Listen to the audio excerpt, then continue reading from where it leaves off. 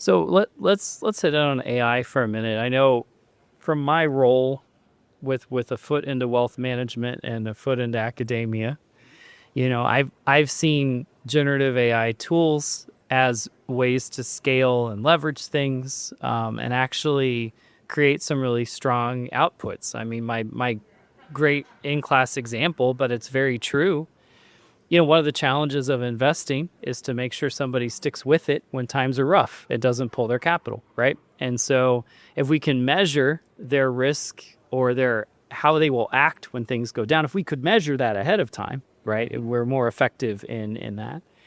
And when I look at standard risk tolerance measures, they're all very compliance forward, but I'm not entirely sure they're grasping what would happen to this person if the assets went down in value. I think a lot of it is covering legal compliance requirements set forward. I don't really think we're doing a good job of capturing it.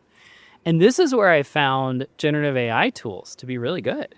That if we have a generative AI tool start to, okay, give me a questionnaire with some open and closed-ended questions that I can ask somebody to help discern how they'll behave if the market goes down.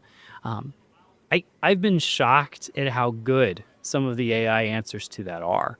And they are not looking at it from a compliance lens. And so they're looking at it from a behavior lens, right? And you get some really great outcomes. So to that end, I've really seen AI and wealth, I think, is a synergy. I think is a positive. I think so. In academics, I have not quite gotten to where I see it as a positive. I think there's a bit of cat and mouse right now between me trying to assess somebody and that person avoiding the assessment using a tool.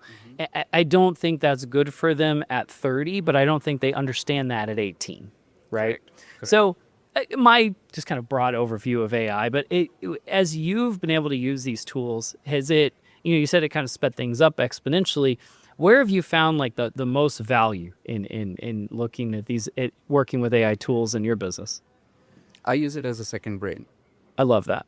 Let me be more specific. So, as a small business, trying to figure out how to win clients and then keep them and still be part of the whole development and delivery cycle, Sure. it didn't used to leave as much time as AI has freed up for me today, right?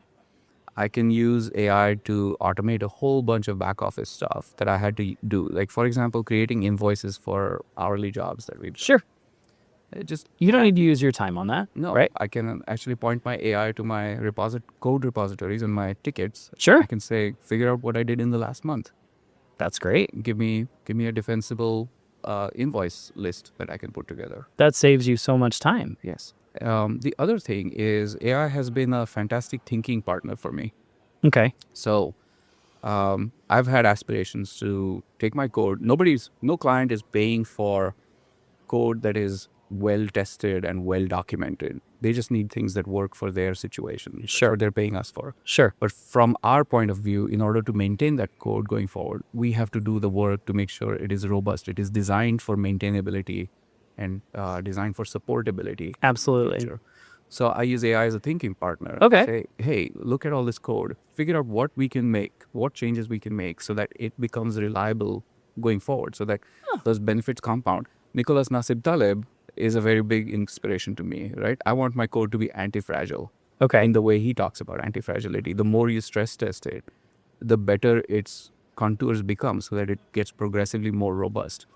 And that's how we're using AI now. I think we've done it internally. We've done it over 9 months, and I think we're beginning to see those benefits at this point. And I think that's a powerful lesson on the wealth and advising side too. Thinking of it as a second brain, right, to bounce ideas off, I think is a very powerful idea.